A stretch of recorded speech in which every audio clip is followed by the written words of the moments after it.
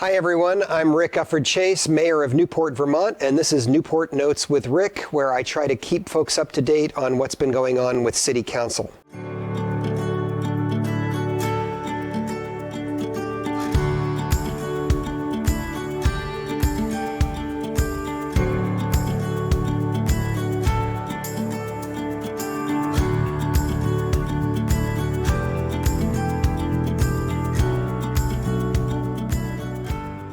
I just have a few brief reports this week. We're not going to do a long version.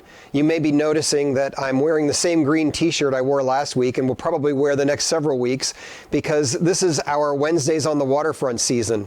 So I start my day bright and early putting signs out along the street on Main Street to save spaces for the food trucks that come and set up for the Wednesday concerts. And I finish my day late in the evening as we put everything away and wrap up. Last week was absolutely fabulous. The first Wednesday concert was great with ETA, the band, and we had, I think, 6 vendors out using the push carts, the Newport push carts. And we also had I think there were 6 food trucks on Main Street last week, some really great food. So I hope you're watching those. There'll be 5 more of those. They end in early August, and I hope you'll come out for them. We also had an amazing weekend last week for 4th of July. There were more people in the park for the 4th of July fireworks celebration.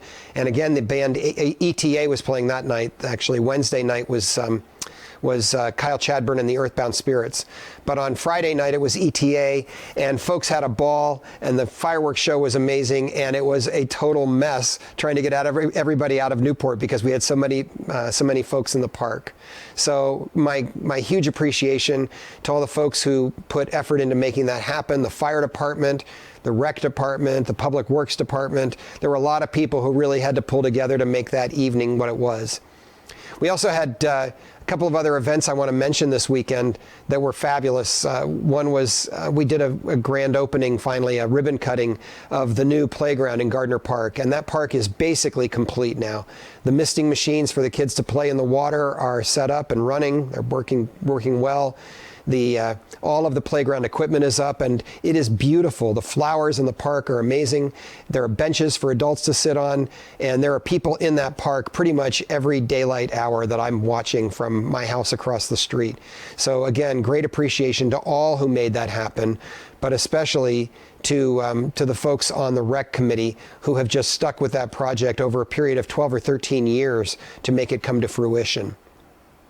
Another event that took place in Gardner Park last weekend was a 3-on-3 basketball tournament with some folks doing live music right there beside the skate shack in the skate rink. They they put lines on the macadam, and they had a great 3-on-3 basketball tournament that happened. Great appreciation to Markel, who made that take place, and we look forward to doing it again next year. And then finally, the last quick update from the weekend was this was the weekend where we had the grand opening for the MEMSEC, Mem for Magog Science and Education Center on the 2nd floor of the Gateway. And there were probably, I don't know, there had to be at least 75 or 80 people in attendance, at least a third of whom were kids. And we had some speeches, and then we just went upstairs and had good food, and people had a ball engaging with the new exhibits. If you have not learned about that yet, you need to go on the website, the Mem for Magog Community Maritime website, and learn more about MEMSEC. It's quite a remarkable resource, and it's now open, free to the public. During the sailing season, I think they have hours on Fridays, Saturdays, and Sundays every weekend. So check that out, and keep in mind that that resource will be available to us through the winter as well. So in terms of City Council activity, there was a very long council meeting on Monday night, the 7th.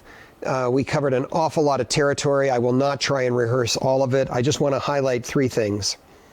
The first is that the City Council has been planning for several months to return to the question of our personnel policy for the city.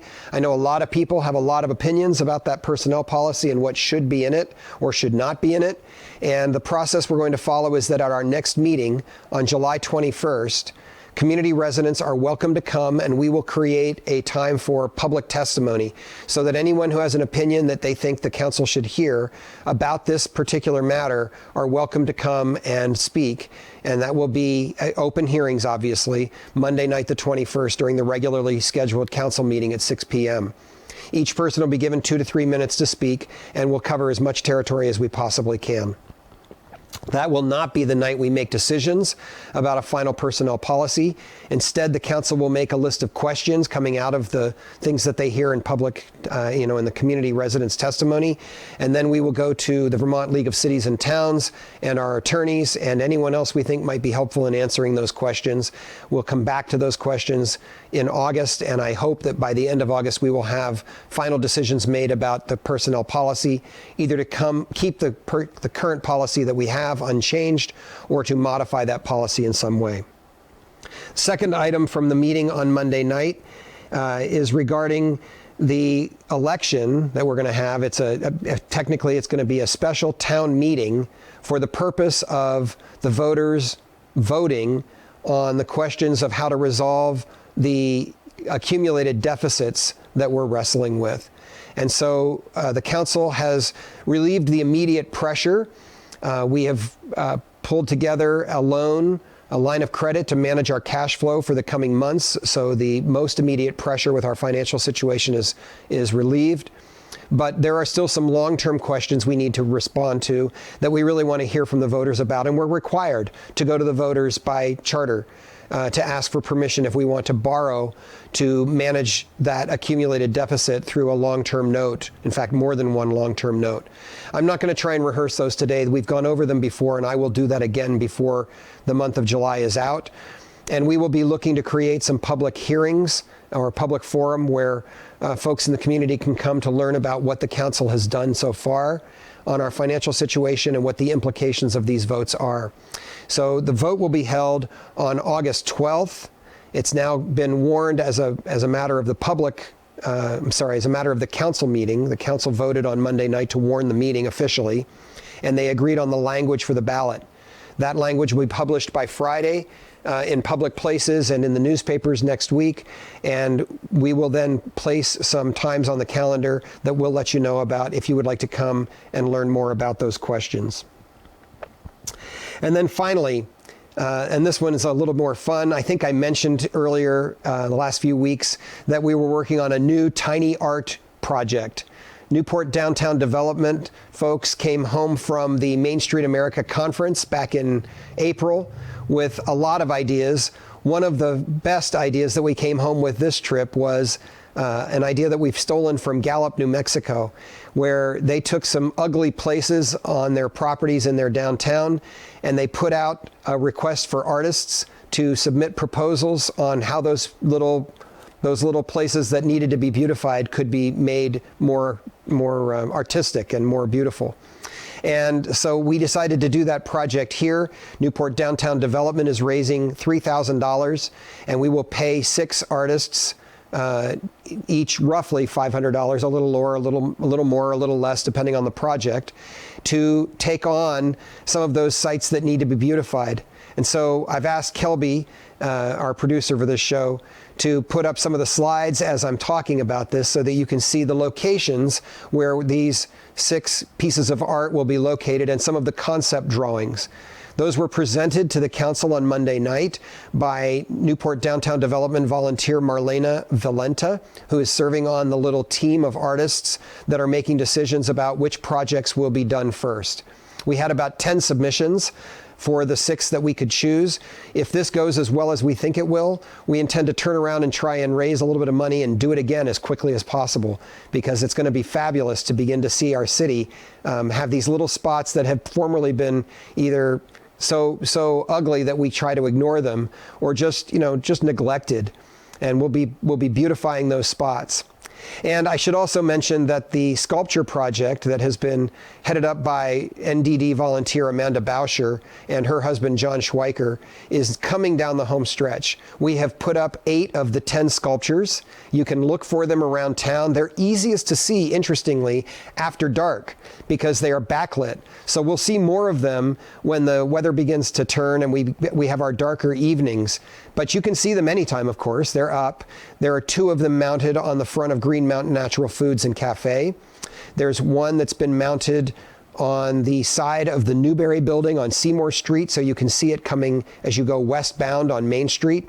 There's another one on the side of the Urgent Care building on Central Street that you can see coming eastbound down Main Street. There's yet another one on the front wall of Pick and Shovel on Coventry Street. There's one on the front of the Welcome Center now. Now, actually two that have been mounted on the front of the Welcome Center. And there's a large one that's been mounted, that's a montage of three different art pieces that's been mounted on the front of the Great Outdoors. We have two more to put up. One will be in the parklet, the municipal parklet, mounted on the side of the municipal building. And the last one will be down the hill on the front of the Gateway Center. So this will be a unifying, fun, artistic feature that goes all the way from our Gateway Center up to Main, down Main Street, includes a little of Coventry, and then goes across the causeway into the Waterfront Plaza area. So grateful to the students who drew those drawings 2 years ago for us, and to Amanda and John for sticking with this project and making it come down the home stretch. And grateful as always to NEK-TV and to Kelby for the work that she does to put this program together every week. I'll look forward to seeing you. I'll try and come back next week, actually, because I've invited Elaine Collins, the superintendent of the North Country Supervisory Union, to come and help us, including me, to help me understand what's going on with the legislation around education that was passed at the end of the legislative session by the state. So I hope that Elaine will be with me next week. So we will go ahead and do a taping next week, even though we don't have a council meeting. Thanks very much. Have a wonderful week. Enjoy your summer.